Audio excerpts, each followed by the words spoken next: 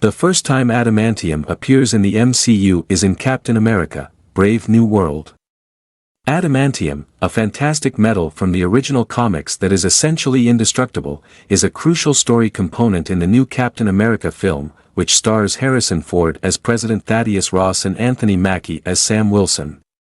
The MCU's first noteworthy metal from the country of Wakanda, Vibranium, is confirmed to be rivaled by adamantium. Most famously, adamantium is the sturdy metal that covers Wolverine's bones and claws in the original Marvel Comics and Fox's X-Men films.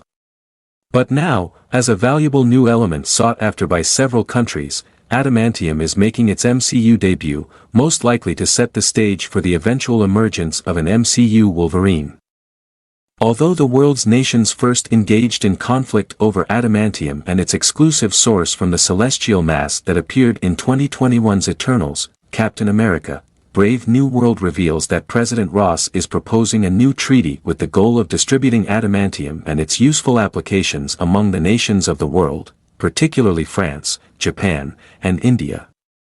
Accordingly, President Ross stated at the White House's Celestial Island World Summit that the new metal is more indestructible than vibranium, a remarkable assertion given vibranium's performance in the mainstream universe. According to the comics, adamantium can survive direct nuclear weapon strikes.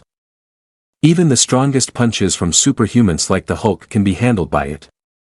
It is a major role in Logan's ability to bounce back from nearly everything the Marvel Universe has thrown at him, especially when combined with Wolverine's remarkable fast healing factor. Several screens show the practical uses of adamantium throughout President Ross's talk, demonstrating its potential for developing new technologies, improving military, and advancing medical science. As a result, the unexpected phrase, adamantium, the world's most versatile element, appears on one of the screens.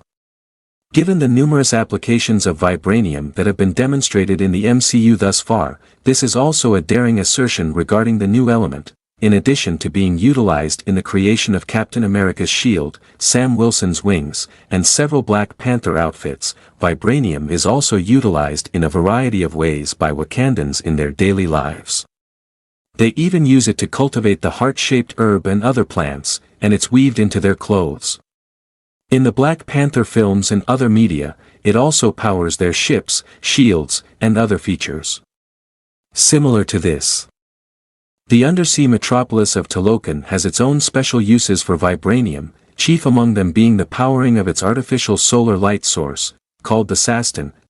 Ross affirms that Japan is the only country to date to purify an adamantium sample from the celestial mass by the time of Brave New World. This implies that the procedure is probably quite difficult, maybe reflecting the comics and Fox's many X-Men films that have demonstrated how difficult it is to work with adamantium. Only when superheated to nearly 1,500 degrees is adamantium flexible in the comics, allowing for only 8 minutes of formation before cooling and becoming irreversibly unbreakable, although adamantium is more versatile in the MCU. It would be exceedingly difficult to refine and should be more difficult to control than vibranium, according to the comics. Even yet, it's important to remember that this new kind of adamantium has distinct origins, such as the fact that it isn't an alloy. That being said, Marvel Studios could undoubtedly take a different approach depending on the needs of the storyline, redefining the MCU's new adamantium's capabilities and limitations. The adamantium in the original Marvel Comics is extremely heavy and dense. It's a major factor in why Wolverine's weight increased from 195 to 300 pounds when the Weapon X program coated his bones with impenetrable metal.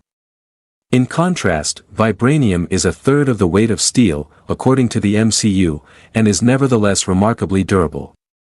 Although it hasn't been verified in the MCU yet, the new on-screen version will probably also have adamantium's higher density than vibranium. The fact that adamantium isn't governed by an isolationist country is another significant distinction between vibranium and adamantium in the MCU that President Ross emphasizes. After all, Wakanda Forever focused heavily on the fact that other countries yearned for their own supply of vibranium, which was ostensibly only controlled by Wakanda, and the shocking revelation that Talokan also has its own stocks of the amazing metal. As a result, the rest of the world is very interested in the premiere of adamantium, particularly if it is, as Brave New World's White House summit indicates, stronger and more adaptable than vibranium. In fact, vibranium is the source of adamantium in the original Marvel comics.